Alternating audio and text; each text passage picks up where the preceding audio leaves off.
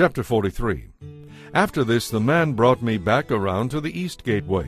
Suddenly the glory of the God of Israel appeared from the east. The sound of his coming was like the roar of rushing waters, and the whole landscape shone with his glory.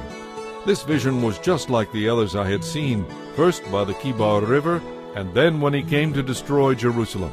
And I fell down before him with my face in the dust, and the glory of the Lord came into the temple through the east gateway.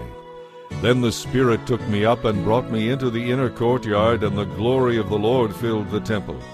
And I heard someone speaking to me from within the temple. The man who had been measuring was still standing beside me. And the Lord said to me, Son of man, this is the place of my throne and the place where I will rest my feet. I will remain here forever, living among the people of Israel. They and their kings will not defile my holy name any longer by their adulterous worship of other gods, or by raising monuments in honor of their dead kings. They put their idol altars right next to mine, with only a wall between them and me. They defiled my holy name by such wickedness, so I consumed them in my anger.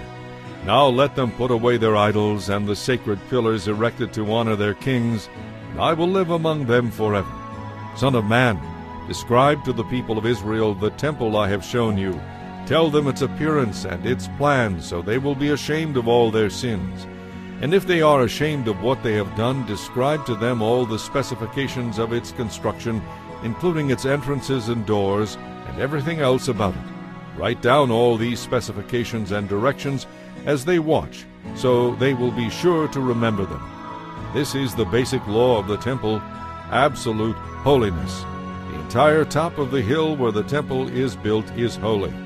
Yes, this is the primary law of the temple. These are the measurements of the altar. There is a gutter all around the altar, 21 inches wide and 21 inches deep, with a curb 9 inches wide around its edge. And this is the height of the altar. From the gutter the altar rises 3.5 feet to a ledge that surrounds the altar. This lower ledge is 21 inches wide. From the lower ledge the altar rises 7 feet to the upper ledge. This upper ledge is also 21 inches wide. The top of the altar, the hearth, rises still 7 feet higher, with a horn rising up from each of the 4 corners. The top of the altar is square, measuring 21 feet by 21 feet. The upper ledge also forms a square measuring 24.5 feet on each side, with a 21-inch gutter and a 10.5-inch curb all around the edge. There are steps going up the east side of the altar. Then he said to me, Son of man, this is what the sovereign Lord says. These will be the regulations for the burning of offerings and the sprinkling of blood when the altar is built.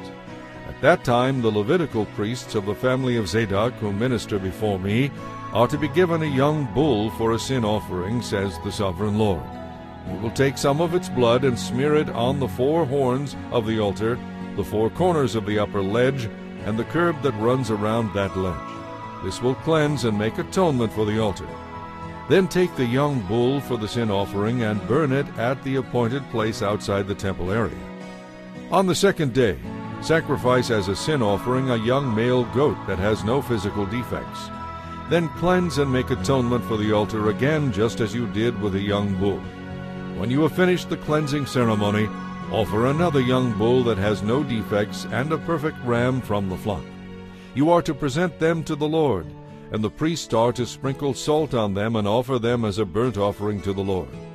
Every day for 7 days a male goat, a young bull, and a ram from the flock will be sacrificed as a sin offering. None of these animals may have physical defects of any kind. Do this each day for 7 days to cleanse and make atonement for the altar, thus setting it apart for holy use.